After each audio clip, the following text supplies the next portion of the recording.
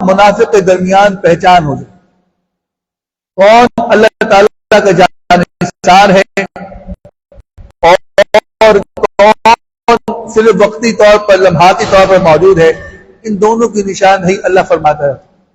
اب اندازہ کیجئے اگر یہ غزوات نہ ہوتے تو مسلمانوں کو یہ بات کبھی بھی معلوم نہ پڑتی کہ حضور پاک علیہ السلام کے ساتھ کون مخلص ہے اور کون مخلص نہیں ہے۔ منافقین کی پہچان ہمیشہ غزوات میں ہوتی تھی، مسلمانوں کو یہ بات معلوم ہو جایا کرتی تھی ہر غزوے کے اندر کہ مسلمان کون ہے، مومن کون ہے، صحابہ کون ہے، جانثار کون ہے، آقا کریم صلی اللہ علیہ وسلم پر اپنے دل و جان آل اولاد اظہار کرنے والے کون ہیں۔ پھر مومنی کے جو درجات ہیں وہ پتہ لگتے، ایک وہ ہے جو جانثار ہیں، جو اپنی جانیں لے کے کھڑے ہیں، ایک وہ ہیں جو زبانی کلامی ساتھ ہے تو وہ بھی مومن مگر ان کے حساب کتاب اور ہے، ایک مالی طور پر ساتھ کھڑے ہیں، اپنے مال کو پیش کر رہے ہیں۔ ہر مومن کے درجات ہیں جو مختلف طریقوں کے ساتھ اپنی خدمات پیش کرتے ہیں۔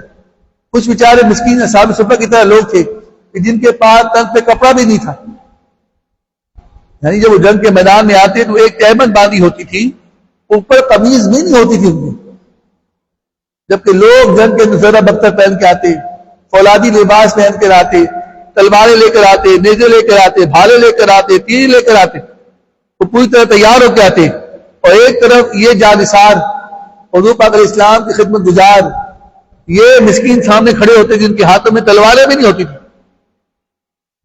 ہاتھوں میں خالی کھجور کی ٹہنیاں ہوتی تھی، کھجور کی ٹہنی لے کے میدان میں کھڑے ہوتے۔ تو یہ شان جو اللہ تعالیٰ نے صحابہ کی دکھائی، کائنات میں یہ شان کہیں موجود ہی تھی۔ مطلب نبوت پہلی دفعہ تو نہیں آئی نا، آدم علیہ السلام سے نبوت شروع ہوئی ہے، امتی آنا شروع ہو گئے ہیں، اور سیدنا عیسیٰ علیہ السلام تک نبی آتے رہے، ان کی سب کی امتیں رہی ہیں، سب نے جہاد بھی کی ہیں، لڑائیاں بھی لڑی ہیں، غزوات بھی کی ہیں، سارے معاملات کی ہیں۔ اس کے بعد حضور پاک علیہ السلام کی امت آئی ہے سب سے آخر میں۔ تو تاریخ تو تمام نبیوں کی حیات، ان کے واقعات، ان کی امتوں کے حالات سے واقف ہے، اور ان کی امتوں نے اپنے نبیوں کے ساتھ کیا کہ وہ موجود تھا۔ اب صحابہ کی باری تھی، یہ صحابہ کرام تاریخ کون سی رقم کرتے ہیں، وہ کون سا اپنا حساب کتاب دکھاتے ہیں، عشق اور محبت کی وہ کون سی داستانیں ہیں جو صحابہ رقم کرتے ہیں، وہ دیکھنا لائق تھی۔ تو بظاہر غزوات ہوتے تھے لیکن بباطن امتحان ہوتے تھے۔ انسان غور کرے تو کس کا دل چاہتا ہے کہ اپنے بیوی بچے چھوڑ کے نکلے؟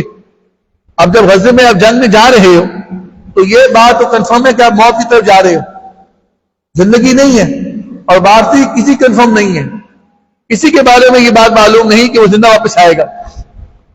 اور وہ یہ بھی جانتے ہیں کہ جو سامنے آنے والے لوگ ہیں جنگ میں، یہ ان کی نفرتیں اپنے عروج پر ہیں، نفرتوں کے عروج میں کھڑے ہیں وہ سارے کے سارے، اور ان سب کی کوشش ہے کہ آنے والے کے تمام لوگوں کو ہم بالکل تہتے کر دیں، ان کے آل و اسباب ختم کر دیں، مال دول ختم کر دیں، خیش قبیلہ ختم کر دیں، ان کے بچوں کو مار دیں۔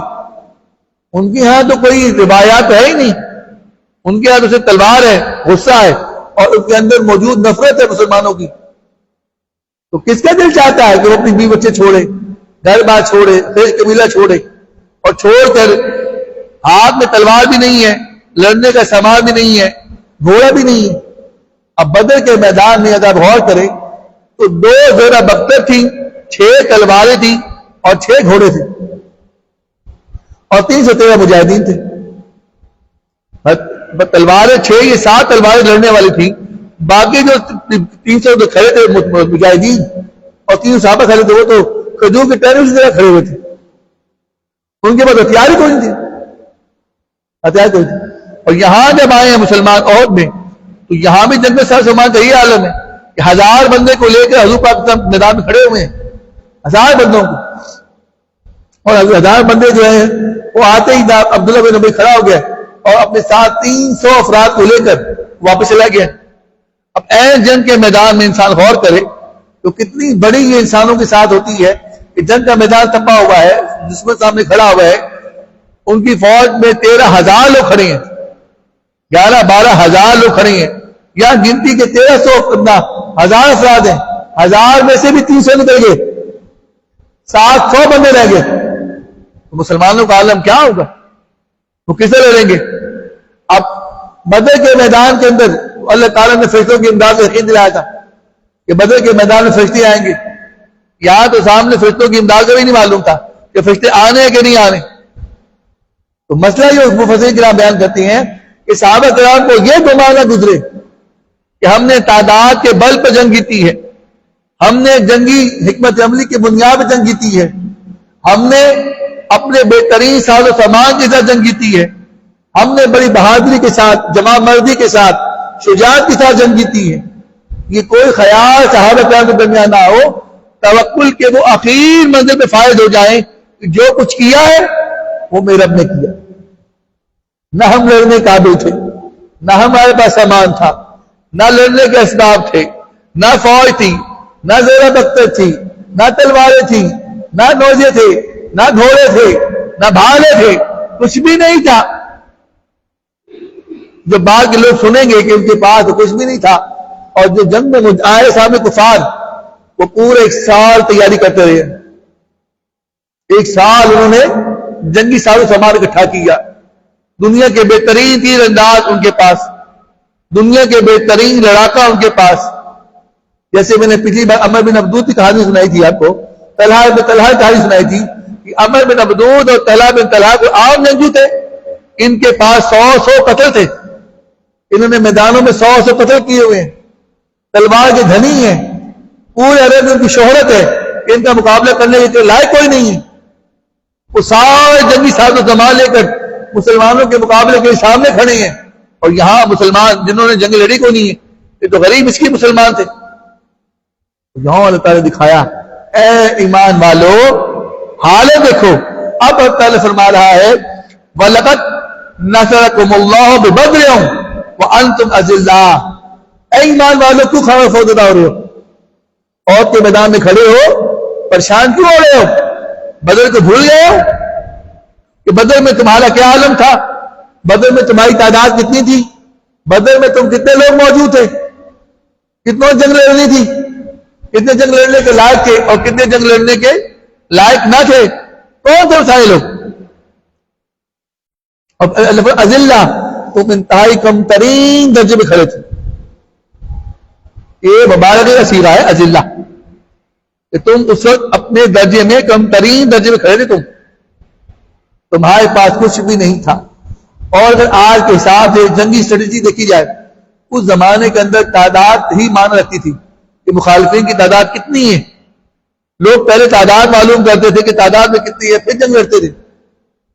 یہاں تعداد نام کو بھی نہیں تھی مسلمانوں کے پاس. بدر کے میدان میں مسلمان گھبرا گئے, اور پھر مسلمانوں کو خبر ملی کہ جابر ایک بہت بڑا ان کا لشکری تھا, اس کے متعلق خبر ہے کہ اس نے ایک بہت بڑی قوت اکٹھی کی ہے, اور وہ قوت اکٹھی کر کے بدر کے میدان میں کفار کے لیے بھیج رہا ہے. مسلمان اور گھبرا گئے.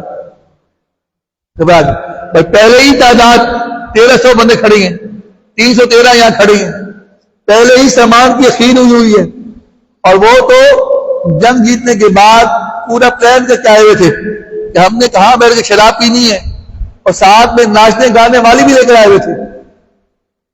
کافروں کے حوصلے کا اور پلاننگ کا تو یہ عالم تھا بدر میں کہ وہ ناچنے گانے والی شراب کے پیپے سارا سامان لے کر آئے تھے کہ ہم نے جب آپ پہنچنا ہے اس طریقے سے مسلمانوں کو ختم کرنا ہے, معاذ اللہ کو نام و نشان مٹانا ہے, اور پھر فلاں جگہ بیٹھ کے ہم نے جشن منانا ہے, اور یہ ناچنے گانے والی وہ ناچے گائیں گی اور ہم لوگ شراب پیئیں گے. وہ اس پلاننگ کے ساتھ آئے ہوئے تھے.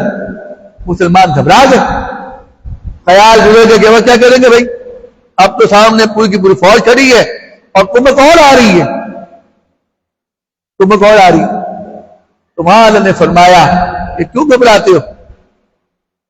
میرے پاس نے فرمایا کیا تم اس پہ راضی ہو کہ تمہارے لیے اللہ تعالیٰ 1000 فرشتے ان کی کمک بھیجے اور وہ آ کے تمہارے جنگ لڑے؟ صحابہ کے حوصلے سے فرمایا چلو تم راضی ہوتے ہو, اللہ تعالیٰ 2000 فرشتوں کو بھیج دے گا, 2000 فرشتے آئیں گے اور تمہارے ساتھ جنگ لڑیں گے. اگر ان کی کمک جابر بھیج رہا ہے کافروں کی, اے ایمان والو تمہاری کمک کون بھیج رہا ہے؟ اللہ بھیج. اللہ بہترین مددگار ہے, اللہ بہترین مددگار ہے, اس سے بڑا مددگار کوئی نہیں ہے دوستو. آقا نے فرمایا ایمان والو، اے صحابہ، اے مومنین، اب تم گھبرا رہے ہو، چلو اللہ فرماتا ہے میں تمہاری 2000 فرشتے بھیجتا ہوں۔ پھر دیکھا کہ مسلمان ابھی کچھ پریشان ہے، تو پھر ثلاثۃ آلاف من الملائکہ، چلو تمہاری خوشی خاطر 3000 فرشتے، کتنے؟ 3000 فرشتے سامان کے ساتھ میں بھیج رہا ہوں، جا آپ خوش ہو؟ وہ آئیں گے، جنگ لڑیں گے تمہارے ساتھ، کھڑے ہو جائیں گے تمہارے ساتھ، پورا معاہدہ کریں گے تمہارے ساتھ، اب خوش ہو تم؟ یہ انہوں نے فرمایا۔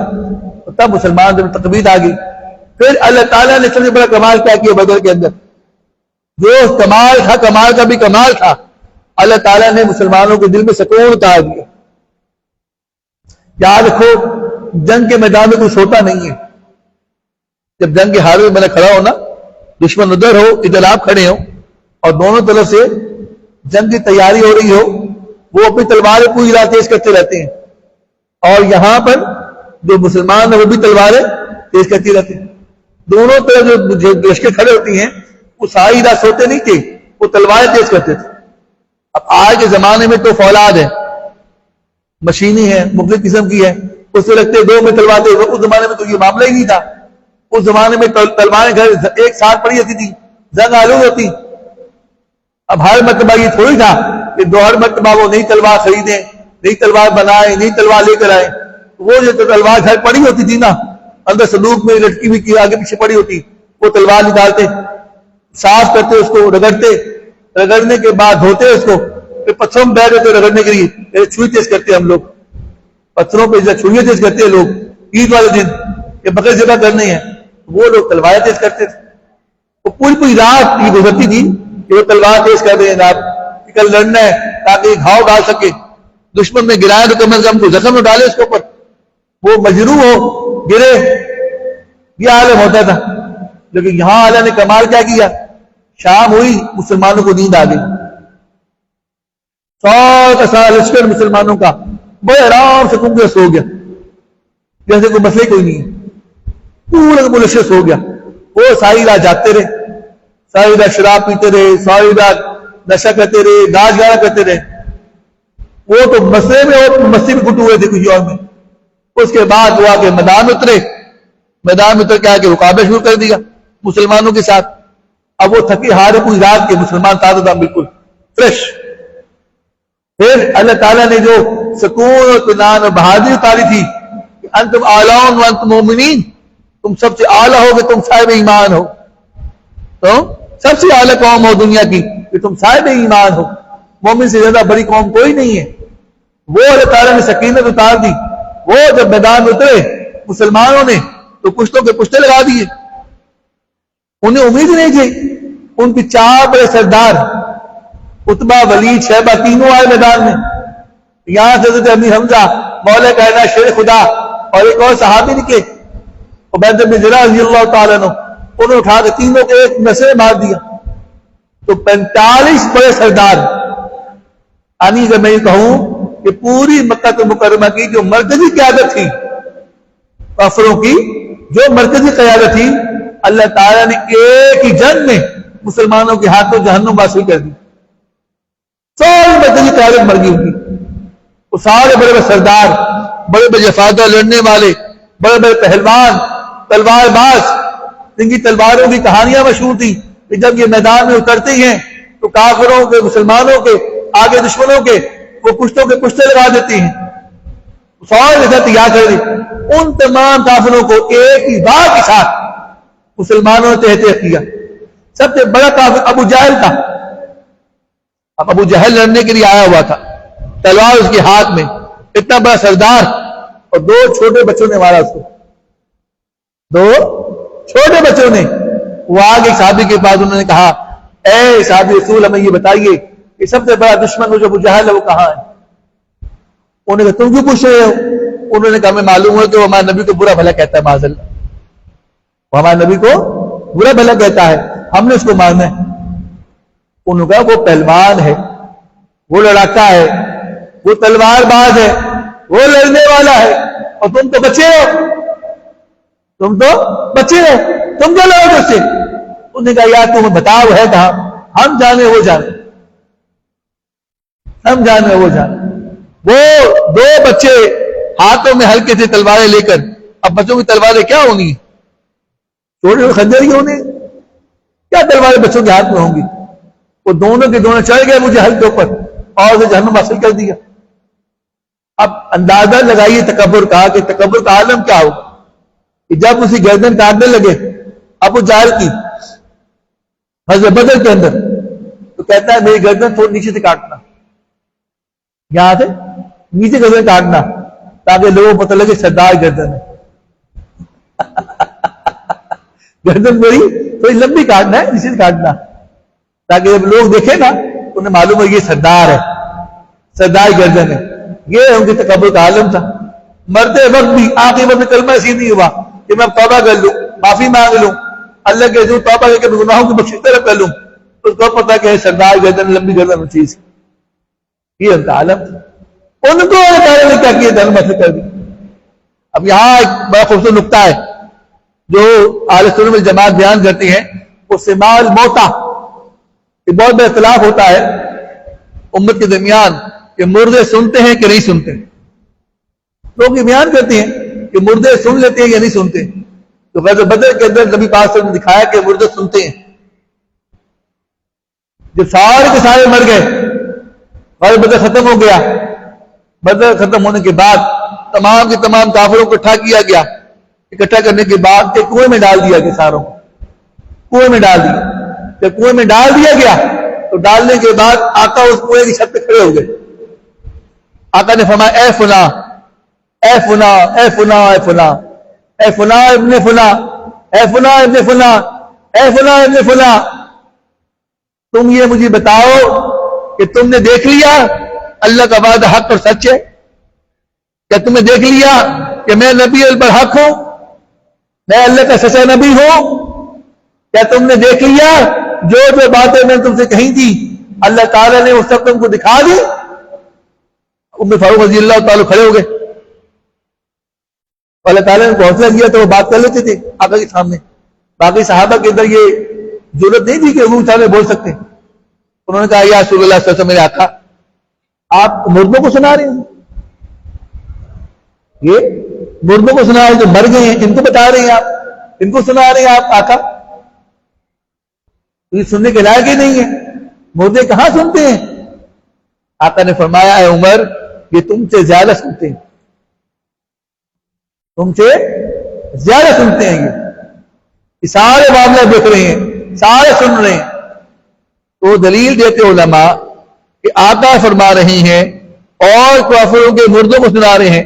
اگر کافر کے مردے سنتے ہیں تو مسلمانوں کے مردے تو بدرجہ اولا سنتے ہیں۔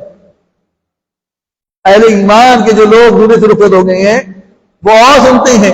مومنین کی سماعت کافروں کی سماعت سے بہتر ہے، اور پھر مومنین میں جو اولیاء اور صلحاء ہیں، اسیاء ہیں، برگزیدہ بندے ہیں، ان کی سماعت ان سے بھی کئی گنا آگے۔ ایک عام مومن کی کافر کی سماعت ہے، ایک عام کافر کی سماعت کہ وہ نبی کی بات سن بھی رہا ہے، دیکھ بھی رہا ہے، سمجھ بھی رہا ہے۔ صرف سننا تو مراد نہیں ہے نا، بات سمجھنا بھی ہے کہ جو بات مجھے کہی جا رہی ہے اور جو بات کہنے والا ہے وہ کون ہے، بات کہہ رہا ہے، یہ ساری باتیں ہیں نا۔ آپ جب کسی کی بات سنتے ہیں تو خالی آواز سنتے ہیں؟ بندہ اس بندے کو بھی پہچانتا ہے، وہ زبان بھی پہچانتا ہے، گفتگو بھی پہچانتا ہے، مفہوم بھی پہچانتا ہے، ساری باتیں ان کے ذہن میں آتی ہیں۔ اب جب یہاں سن رہا ہے وہ کافر حضور کو پہچان بھی رہا ہے، حضور کی بات کا مشاہدہ بھی کر رہا ہے، حضور کی نبوت کا مشاہدہ کر رہا ہے، حضور کے قرب کا مشاہدہ کر رہا ہے، اللہ کی رحمت کا مشاہدہ کر رہا ہے، کریم مقام اسلام کے الفاظ کا مشاہدہ کر رہا ہے، وہ ساری باتیں وہ دیکھ رہا ہے۔ تو یہ سارا معاملہ کس کے ساتھ ہے؟ ایک کافر کے ساتھ ہو رہا ہے۔ وہ کافر کے بدترین دشمن نے رسول ہیں، ان کا معاملہ ہے۔ تو مومنین کا معاملہ کیا ہوگا؟ مومنین کا مشاہدہ کیا ہوگا؟ مومنین کا عالم کیا ہوگا؟ اور پھر مومنین کی اگلا درجہ اولیاء کا ہے، صلحاء کا ہے، ان کا معاملہ کیا ہوگا؟ کیا وہ سماعت کرتے ہوں گے؟ بعض لوگ نادانی کرتے ہیں، اعتراض کرتے ہیں کہ مردے سنتے نہیں ہیں، مردے سنتے ہیں.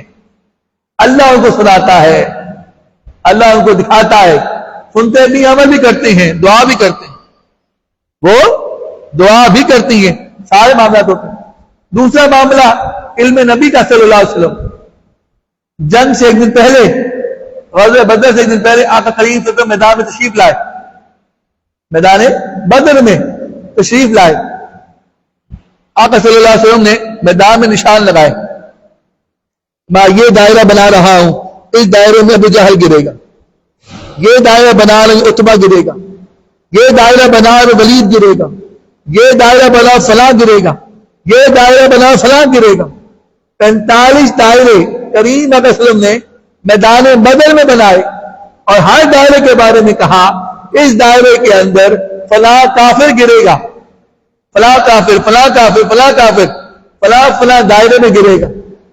آپ اندازہ لگائیے کوئی کتنا بڑا جنرل کیوں نہ ہو، اس کی ساری عمر جنگوں میں گزری ہو، کیا وہ بتا دے کون سا کافر مرے گا، مخالفین میں کون مرے گا، کتنے لوگ مریں گے؟ کوئی نہیں بتا سکتا. جنگ کا پاسا کیا ہوگا کوئی پریڈکٹ نہیں کر سکتا، کیونکہ فتح کے نشان دونوں کی طرف ہوتے ہیں، دونوں فتح کے یقین کے ساتھ آتے ہیں. جب دو لشکر لڑتے ہیں آپس میں تو دونوں کو یقین ہوتا ہے کہ ہمیں جیتنا ہے، فتح ہمارے پاس ہے.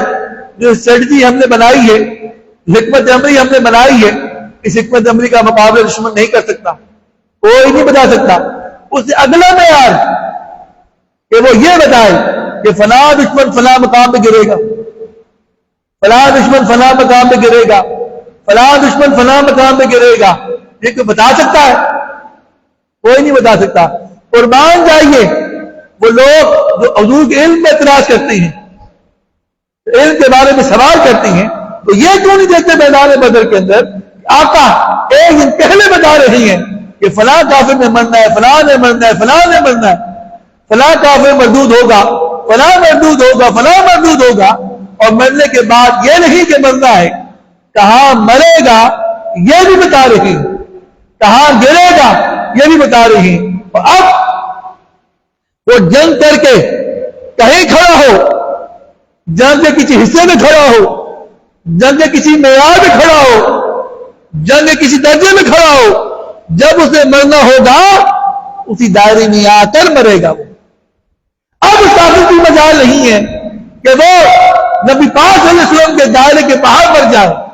جو دائرہ اللہ کے حبیب نے بنایا ہے اس دائرے سے باہر نکل جائے، اب اس کافر کی مجال نہیں.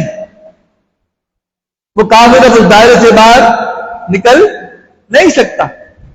آقا نے دائرہ بنا دیا، آقا نے بتا دیا، حضور نے ارشاد فرما دیا. اب جہاں کہیں بھی ہوگا، میدان کی جس حصے میں بھی ہوگا، جس مقام میں بھی ہوگا، تو گھوم گھما کر جب موت کا وقت ہوگا اسی دائرے میں آ کر مرے گا، اسی دائرے میں آ کر مرے گا. اب وہ دائرے سے باہر نکلنے کے لائق نہیں. یہ میرا قدر شان ہے، یہ میرے نبی پاک صلی اللہ علیہ وسلم کی شان ہے کہ جو لفظ اطہر زبان حمدت سے ادا ہو گئے وہ لوح محفوظ کے لفظ ہیں. کائنات کی کوئی طاقت ان الفاظ کو بدل نہیں سکتی. جو اللہ نے فرما دیا، جو زبان لفظ سے نکل گیا، تا قیامت اسے روح پذیر ہونا ہے. دوستو، حضور نے اپنے وقت سے لے کر قیامت تک جو پیشنگوئی فرما دی، جو ارشاد عالیہ فرما دیا، اس کو روح پذیر ہونا ہی ہے. مسلمانوں نے اس کو دیکھنا ہی ہے، اس کا مشاہدہ کائنات میں کرنا ہی کرنا ہے. کوئی بندہ معاذ اللہ یہ کہے آقا نے فرمایا ہے اور وہ روح پذیر نہیں ہوگا، معاذ اللہ، وہ صاحب ایمان نہیں.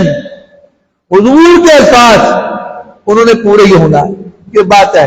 تو جنگ بدر کے اندر مسلمانوں نے مشاہدہ کیا، کافروں نے مشاہدہ کیا کہ جو جو میرے آقا نے فرمایا بعین ہی وہ پذیر ہوا. اب احد کے میدان آ چکا تھا، احد کے میدان میں صحابہ کھڑے تھے اور دشمن سامنے کھڑے تھے. صحابہ کو اللہ یاد دلا رہا ہے کہ صحابہ گھبراؤ نہیں، پریشان نہ ہو، اللہ کے حبیب تمہارے ساتھ ہیں، اللہ کے حبیب تمہارے ساتھ ہیں، اور فتح و نصرت تمہارے ہاتھ ہے۔ کوئی دنیا کی طاقت نہ تمہیں گرا سکتی ہے، نہ فنا کر سکتی ہے، نہ دنیا سے مٹا سکتی ہے۔ جو تمہارے مقابلے میں آئے گا وہ فنا ہوگا، وہ مٹا دیا جائے گا، ختم کر دیا جائے گا۔ تم نے تا قیامت رہنا ہے۔ اے گروہ مومنین، کفر ختم ہو جائے گا لیکن ایمان ختم نہیں ہوگا، ایمان رہے گا۔ اللہ دکھا رہا۔ اب وہی ہوا جب ابو سفیان واپس پلٹا، مسلمانوں پہ حملہ کیا تو مسلمان کمزور حالت میں تھے۔ آدھا لشکر مدینہ پاس چلا گیا، آدھا تتر بتر ہو گیا، آدھا خوف زدہ ہو گیا۔ وہ حضور کے ساتھ گنتی کے 13 سے 14 مجاہدین صحابہ کھڑے تھے، اور سفیان اپنا پورے لشکر لے کے لوٹ آئے تھے ابو سفیان۔ لیکن اس کے باوجود اللہ نے نبی پاک صلی اللہ علیہ وسلم کو روک قائم کر دیا، وہ وہیں سے واپس پلٹ گیا۔ وقت تو یہ تھا کہ وہ مسلمانوں کو گراتا وہ مدینہ پاک میں داخل ہوتا، مسلمانوں کو گراتے ہوئے مدینہ پاک میں داخل ہوتا اور مسلمانوں کے وجود کو معاذ اللہ ختم کرنے کی کوشش کرتا۔ حالات تو یہ تھے، مگر اللہ تعالیٰ نے اس کے دل پہ روک قائم کر دیا۔ وہاں صحابہ کہتے ہیں ہم نے دیکھا کہ حضور کے دائیں اور بائیں ایک سفید لباس میں 2 اشخاص کھڑے تھے۔ ایک شخص حضور کے دائیں کھڑا تھا، ایک حضور کے بائیں کھڑا تھا، دونوں کی ہاتھ میں تلواریں تھیں، وہ حضور کے پاس اپنا دفاع کر رہے تھے۔ تو صحابہ نے کہا وہ کوئی اور نہیں، سیدنا جبریل علیہ السلام اور سیدنا میکائیل علیہ السلام تھے۔ برگزیدہ۔ اب کمال دیکھو دوستو، ایک شان بیان کرو محبوب باقی کہ آسمان کا وہ سردار ہے، آسمان کا سردار ہے، سید الملائکہ ہے جبرائیل امین، تمام ملائکہ کے سردار ہیں، مگر زمین پر آئے تو حضور کے غلام ہیں، حضور کے دربار ہیں، حضور کے دروازے کے باہر 10 بسہ کھڑے ہونے والے ہیں۔ آقا یہاں بھی سید الاولین والآخرین ہے، سید العرب والعجم ہیں۔ آقا یہاں پر بھی تمام کائنات کے سردار ہیں، وہ حضور آسمانوں پر بھی تمام آسمانوں کے سردار ہیں۔